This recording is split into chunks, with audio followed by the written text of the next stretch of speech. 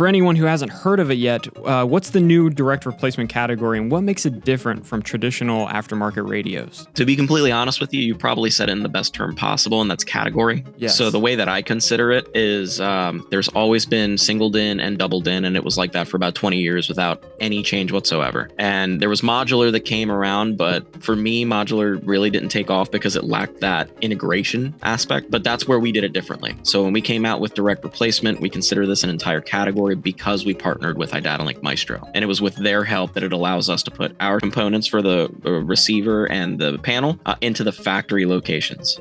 And then because it's Maestro powered, everything gets retained. So it truly is, like the name implies, and it's generic as it is for a reason, a direct replacement to your system. And I mean, when you guys were kind of leading up to the launch, that was the biggest marketing point, I would say, was that, this is a whole new category. This is a whole new way to think about it. Yeah. What all comes in, what all do you need to start installing these direct replacement radios? You're going to need 4 things, and that's going to be the Apex kit. That's going to be the vehicle specific aspect of the installation. And that's the Maestro part, right? Correct. Okay. Yes. Well, there's that and the RR or the RR2, depending on the application. Then there's going to be the radio itself, of course. And then we try to tell everybody that we can, you need a Kenwood harness. So there's a very interesting point about these radios, and that is the fact that they do not come with a power harness inside of the box. And that is really to promote the plug and play aspect of it all. It's as close to plug and play as we can get. I know a lot of people don't like that word, but it truly is a T-harness style. You plug it in and then put it back into the vehicle solution. And so no dash kits or anything like that needed? Nope.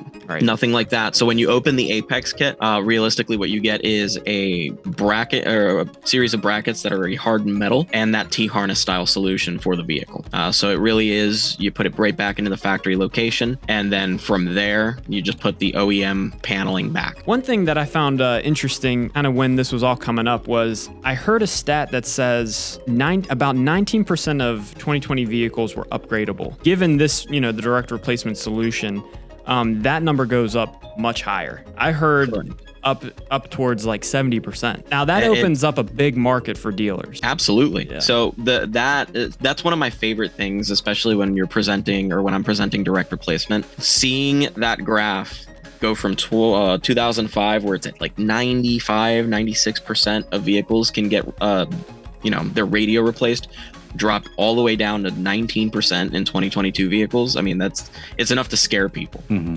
But then, bringing back to that 70%, it shines a new hope in the industry that, I honestly haven't seen in a while.